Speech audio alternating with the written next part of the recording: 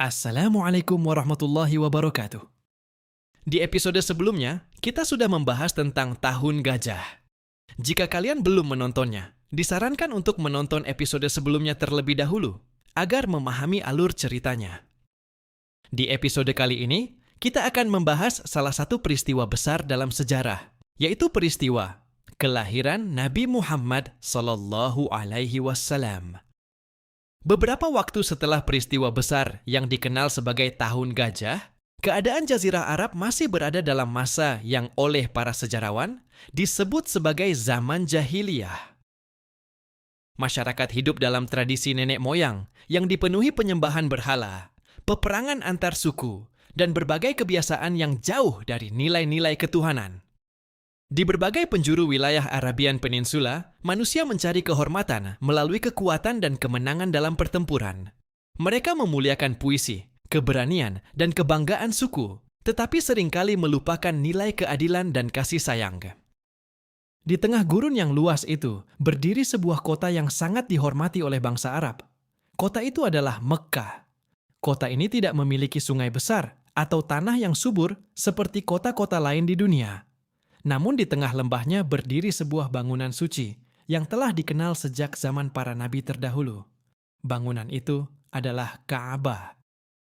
Menurut tradisi yang diwariskan turun-temurun, Ka'bah dibangun oleh Nabi besar Ibrahim bersama putranya Ismail sebagai rumah ibadah untuk menyembah Allah yang Maha Esa. Selama berabad-abad, tempat ini menjadi pusat spiritual bagi bangsa Arab. Orang-orang dari berbagai suku datang untuk berziarah dan menghormati rumah suci tersebut. Namun seiring berjalannya waktu, ajaran tauhid yang dibawa oleh Nabi Ibrahim mulai dilupakan. Banyak masyarakat Arab mulai menyembah berhala yang mereka tempatkan di sekitar Ka'bah. Meskipun demikian, mereka tetap menghormati tempat suci itu sebagai pusat kehormatan dan tradisi. Pada masa inilah sejarah dunia sedang bergerak menuju sebuah peristiwa besar. Di kota Mekkah akan lahir seorang anak yang kelak membawa perubahan besar bagi umat manusia. Anak itu bukan hanya akan memimpin sebuah bangsa, tetapi akan membawa wahyu yang akan mengubah arah peradaban dunia. Tidak ada yang menyangka bahwa perubahan besar itu akan dimulai dari seorang bayi yang lahir dalam keadaan yatim. Bayi itu kelak dikenal oleh dunia sebagai Muhammad. Dalam masyarakat Arab, nasab atau garis keturunan memiliki kedudukan yang sangat penting. Kehormatan seseorang seringkali diukur dari suku dan keluarganya. Dalam hal ini, Nabi Muhammad berasal dari salah satu garis keturunan paling terhormat di Jazirah Arab. Beliau berasal dari suku Quraisy, sebuah suku besar yang memiliki kedudukan tinggi di kota Mekkah. Suku Quraisy dikenal sebagai penjaga Ka'bah dan pemimpin dalam berbagai urusan perdagangan di wilayah tersebut. Nasab Nabi Muhammad bersambung melalui para pemimpin Quraisy hingga akhirnya sampai kepada Nabi besar Ibrahim melalui putranya Ismail. Hal ini menunjukkan bahwa Nabi Muhammad berasal dari garis keturunan yang memiliki hubungan langsung dengan para nabi terdahulu. Urutan nasab yang sering disebut dalam kitab-kitab sejarah adalah Muhammad bin Abdullah bin Abdul Muttalib bin Hashim bin Abdul Manaf bin Qusay bin Kilab bin Murrah hingga akhirnya bersambung kepada Nabi Ibrahim. Keluarga Nabi dikenal sebagai Bani Hashim, salah satu keluarga paling terhormat dalam suku Quraisy. Keluarga ini memiliki tanggung jawab besar dalam melayani para peziarah yang datang ke Mekkah. Mereka menyediakan makanan dan air bagi orang-orang yang datang untuk mengunjungi Ka'bah. Karena kedudukan ini, keluarga Bani Hashim sangat dihormati oleh masyarakat Arab.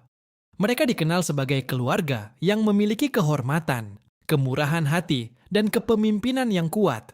Namun kemuliaan nasab ini bukanlah alasan utama mengapa Nabi Muhammad kelak dihormati oleh dunia. Yang membuat beliau istimewa adalah misi besar yang akan dibawa oleh hidupnya. Kelahiran beliau bukan hanya kelahiran seorang anak dari keluarga terhormat, tetapi juga awal dari sebuah perjalanan yang akan mengubah sejarah manusia. Ayah Nabi Muhammad adalah seorang pemuda dari Quraisy bernama Abdullah ibn Abd al-Muttalib. Ia dikenal sebagai salah satu pemuda paling tampan di kota Mekkah. Selain memiliki penampilan yang menarik, Abdullah juga dikenal memiliki akhlak yang baik dan kepribadian yang mulia. Abdullah adalah putra dari seorang pemimpin Quraisy yang sangat dihormati, yaitu Abdul Muthalib. Sebagai anak dari tokoh penting di Mekkah, Abdullah tumbuh dalam lingkungan keluarga yang memiliki kedudukan tinggi di masyarakat. Ketika Abdullah telah dewasa, ayahnya memutuskan untuk menikahkannya dengan seorang wanita terhormat dari suku Bani Zuhrah. Wanita itu bernama Aminah bint Wahb. Aminah dikenal sebagai wanita yang memiliki keturunan bangsawan dan memiliki sifat yang lembut serta mulia. Pernikahan antara Abdullah dan Aminah dianggap sebagai pernikahan yang sangat baik oleh masyarakat Mekah. Namun kebahagiaan itu tidak berlangsung lama. Tidak lama setelah pernikahan mereka, Abdullah harus melakukan perjalanan dagang bersama kafilah Quraisy menuju wilayah Syam. Perjalanan dagang seperti ini adalah hal yang biasa dilakukan oleh para pedagang Mekkah. Dalam perjalanan pulang, Abdullah singgah di kota Yatsrib, sebuah kota yang kelak dikenal sebagai Medina. Di kota itulah Abdullah jatuh sakit. Penyakitnya semakin parah hingga akhirnya ia wafat di sana. Saat itu usianya masih sangat muda. Yang membuat peristiwa ini semakin menyedihkan adalah kenyataan bahwa Aminah sedang mengandung. Anak yang berada dalam kandungan itu belum pernah melihat wajah ayahnya. Anak itulah yang kelak menjadi nabi terakhir bagi umat manusia. Kabar tentang wafatnya Abdullah ibn Abdul Muttalib akhirnya sampai ke kota Mekkah. Bagi keluarga besar Bani Hashim, berita ini membawa kesedihan yang mendalam. Abdullah adalah salah satu putra yang sangat disayangi oleh ayahnya, Abdul Muttalib. Ia dikenal sebagai pemuda yang lembut, jujur, dan memiliki akhlak yang baik. Kepergian Abdullah terasa semakin berat karena ia meninggalkan seorang istri yang sedang mengandung. Istri itu adalah Aminah bint Wahb. Ia harus menerima kenyataan bahwa suaminya telah meninggal dunia sebelum sempat menyaksikan kelahiran anak mereka. Dalam masyarakat Arab pada masa itu, kehilangan seorang suami merupakan ujian yang sangat berat. Kehidupan di Jazirah Arab tidaklah mudah. Gurun yang keras, perjalanan yang panjang, dan berbagai konflik antar suku sering membuat kehidupan penuh dengan tantangan. Namun Aminah menjalani masa-masa sulit itu dengan kesabaran. Sementara itu, Abdul Muthalib sebagai kepala keluarga Bani Hashim mengambil tanggung jawab untuk menjaga dan melindungi menantunya yang sedang hamil. Ia memahami bahwa anak yang akan lahir dari kandungan Aminah adalah cucunya, keturunan dari keluarganya yang sangat ia cintai. Abdullah sendiri tidak meninggalkan banyak harta. Ia hanya meninggalkan beberapa ekor unta, beberapa kambing, serta seorang budak perempuan. Harta itu tidaklah besar, tetapi cukup untuk memenuhi kebutuhan dasar keluarga kecil tersebut. Hari-hari terus berlalu di kota Mekkah. Di tengah kesedihan yang masih terasa dalam keluarga Bani Hashim, Aminah terus menjalani masa kehamilannya. Tidak ada yang mengetahui bahwa bayi yang akan lahir dari rahimnya kelak akan membawa perubahan besar bagi dunia. Bayi itu akan tumbuh menjadi seorang nabi yang membawa risalah tauhid bagi seluruh umat manusia. Namun pada saat itu, semua orang hanya melihat seorang wanita yang sedang menunggu kelahiran anaknya. Seorang anak yang akan lahir dalam keadaan yatim. Anak itu adalah Muhammad. Setelah wafatnya suaminya, Aminah bint Wahb menjalani masa kehamilan dengan penuh kesabaran dan keteguhan hati. Ia tinggal di kota Mekkah di bawah perlindungan keluarga besar Bani Hashim. Hari-hari berlalu dengan tenang, namun masa kehamilan Aminah memiliki beberapa kisah yang kemudian diceritakan dalam riwayat sejarah Islam. Dalam beberapa riwayat disebutkan bahwa Aminah mengalami mimpi-mimpi yang luar biasa selama masa kehamilannya. Dalam salah satu riwayat yang terkenal, Aminah pernah melihat seolah-olah keluar cahaya dari dirinya yang menerangi wilayah yang sangat jauh. Cahaya itu bahkan disebut mampu menerangi istana-istana di negeri Syam. Para ulama menafsirkan kisah ini sebagai sebuah isyarat tentang masa depan anak yang sedang dikandungnya. Cahaya itu dianggap sebagai simbol dari cahaya petunjuk yang kelak akan dibawa oleh Nabi Muhammad kepada dunia. Bagi Aminah sendiri, masa kehamilan itu dipenuhi berbagai perasaan.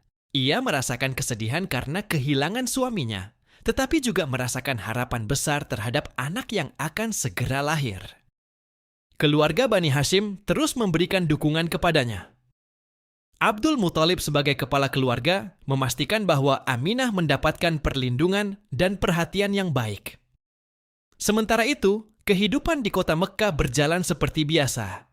Para pedagang masih melakukan perjalanan dagang, kafilah-kafilah masih datang dan pergi, dan masyarakat Arab masih menjalani kehidupan mereka dalam tradisi jahiliyah. Tidak ada yang menyadari bahwa dalam beberapa waktu lagi, seorang bayi akan lahir yang kelak membawa perubahan besar bagi dunia. Bayi itu akan membawa wahyu dari Allah, dan cahaya risalah itu akan menyebar jauh melampaui gurun-gurun jazirah Arab. Akhirnya tibalah hari yang sangat bersejarah dalam perjalanan umat manusia. Pada tahun yang sama dengan peristiwa Tahun Gajah, seorang bayi lahir di kota Mekkah. Bayi itu adalah Muhammad. Menurut banyak riwayat sejarah Islam, beliau lahir pada hari Senin di bulan Rabiul Awal. Kelahiran ini membawa kebahagiaan bagi keluarga Bani Hashim, terutama bagi kakeknya, Abdul Muthalib. Meskipun bayi itu lahir dalam keadaan yatim, karena ayahnya telah wafat sebelumnya, kelahirannya tetap disambut dengan penuh kegembiraan oleh keluarganya. Ketika mendengar kabar kelahiran cucunya, Abdul Muthalib segera datang untuk melihat bayi tersebut. Ia merasa sangat bahagia dan penuh haru melihat cucu laki-lakinya yang baru lahir. Sebagai ungkapan syukur, Abdul Muthalib kemudian membawa bayi itu menuju Ka'bah.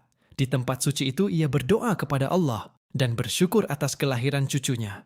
Ia memohon agar anak tersebut tumbuh menjadi seseorang yang diberkahi dan dilindungi oleh Allah. Pada saat itu, tidak ada yang menyadari bahwa bayi kecil yang berada dalam gendongan itu kelak akan menjadi nabi terakhir yang membawa wahyu bagi seluruh umat manusia. Namun sejarah sedang menuliskan awal dari sebuah kisah besar. Kisah seorang nabi yang akan mengubah arah peradaban dunia. Setelah beberapa hari berlalu sejak kelahiran bayi tersebut, tibalah saatnya memberikan nama kepadanya. Dalam tradisi Arab, pemberian nama memiliki makna yang sangat penting, karena nama sering mencerminkan harapan dan doa bagi masa depan seorang anak. Abdul Muthalib kemudian memilih sebuah nama yang belum banyak digunakan oleh bangsa Arab pada masa itu. Nama itu adalah Muhammad. Ketika orang-orang Quraisy mendengar nama tersebut, mereka merasa penasaran. Mereka bertanya kepada Abdul Muthalib, mengapa ia memilih nama itu untuk cucunya. Abdul Muthalib menjawab bahwa ia berharap anak itu akan dipuji oleh penduduk langit dan bumi. Nama Muhammad sendiri memiliki arti yang banyak dipuji. Nama ini kemudian menjadi salah satu nama paling terkenal dalam sejarah manusia. Di masa depan, jutaan bahkan miliaran orang akan menyebut nama ini dengan penuh cinta dan penghormatan. Namun pada saat itu, bayi kecil itu masih berada dalam pelukan ibunya, Aminah binti Wahb. Tidak ada yang menyangka bahwa nama yang diberikan pada hari itu akan dikenal di seluruh penjuru dunia. Dalam beberapa riwayat sejarah Islam, disebutkan bahwa kelahiran Nabi Muhammad disertai dengan beberapa peristiwa yang luar biasa. Salah satu kisah yang sering disebut adalah padamnya api yang selama berabad-abad menyala di negeri Persia. Api tersebut merupakan simbol penting dalam kepercayaan mereka. Ada pula riwayat yang menyebutkan bahwa sebagian istana Raja Persia mengalami keruntuhan pada malam kelahiran Nabi. Beberapa ulama menafsirkan peristiwa-peristiwa ini sebagai tanda bahwa dunia sedang memasuki era baru. Sebuah era yang akan dipenuhi oleh cahaya wahyu dan petunjuk dari Allah.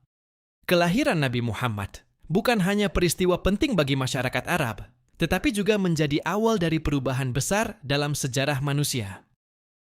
Dari seorang bayi yang lahir di kota gurun yang sederhana, akan lahir sebuah risalah yang menyebar ke berbagai penjuru dunia. Di sebuah rumah sederhana di kota Mekkah, seorang bayi kini tertidur dengan tenang dalam pelukan ibunya. Bayi itu lahir tanpa pernah melihat wajah ayahnya. Ia tidak lahir di istana atau dalam keluarga raja. Ia lahir dalam keluarga sederhana yang hidup di tengah gurun jazirah Arab. Namun dari kehidupan sederhana itu, sebuah kisah besar akan dimulai. Bayi itu kelak akan tumbuh menjadi seorang nabi yang membawa wahyu dari Allah. Ia akan mengajarkan manusia tentang tauhid, keadilan, kasih sayang, dan kebenaran. Risalah yang ia bawa akan mengubah sejarah dunia. Bayi itu adalah Muhammad. dan perjalanan hidupnya baru saja dimulai.